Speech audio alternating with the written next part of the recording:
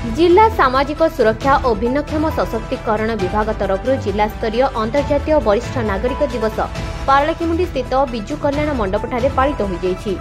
एही अवसर में प्रथम जोग देइथिबा समस्त वरिष्ठ नागरिक मानकर नाम पंजीकरण कर देइथिला।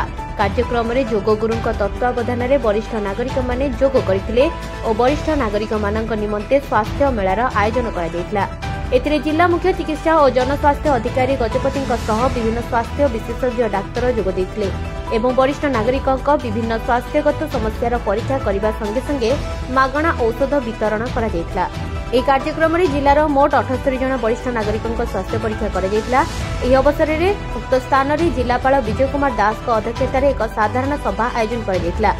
ଏଥିରେ ବିଚିତ୍ରାନନ୍ଦ ବେବର୍ତ୍ତା ସଦସ୍ୟ ଜିଲ୍ଲାସ୍ତରୀୟ ବରିଷ୍ଠ ନାଗରିକ କମିଟି ଗଜପତି, ଲକ୍ଷ୍ମୀ ନରସିଂହ ରଥ ସଭାପତି ବରିଷ୍ଠ ନାଗରିକ ମଞ୍ଚ ପାରଳାଖେମୁଣ୍ଡି, ଆଶାଲତା ପାଣିଗ୍ରାହୀ, ନିବେଦିତା ରଥ, ଡାକ୍ତର ମହମ୍ମଦ ମୁବାରକ ଅଲ୍ଲୀ, जिला मुख्य चिकित्सा और जनस्वास्थ्य अधिकारी गजपति सम्माननीय अतिथि भाव में जोग देइथिबा बेले डॉक्टर गुणनिधि नायक मुख्य उन्नयन अधिकारी तथा निर्वाही अधिकारी जिला परिषद गजपति मुख्य वक्ता भाव जोग देइथिले।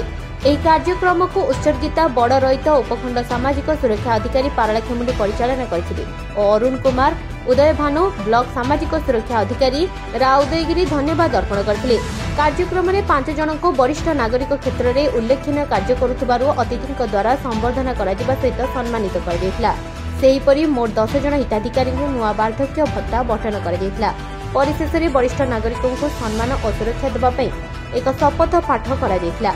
उक्त कार्यक्रम में समुदाय 23 जन वरिष्ठ नागरिक जोग देइथिले। एही कार्यक्रम में जिलार समस्त ब्लॉक सामाजिक सुरक्षा अधिकारी जोग देइथिबा बेले विभागीय कर्मचारी प्रमुख कार्यक्रम को सहयोग करथिले। ब्यूरो रिपोर्ट प्रयास न्यूज।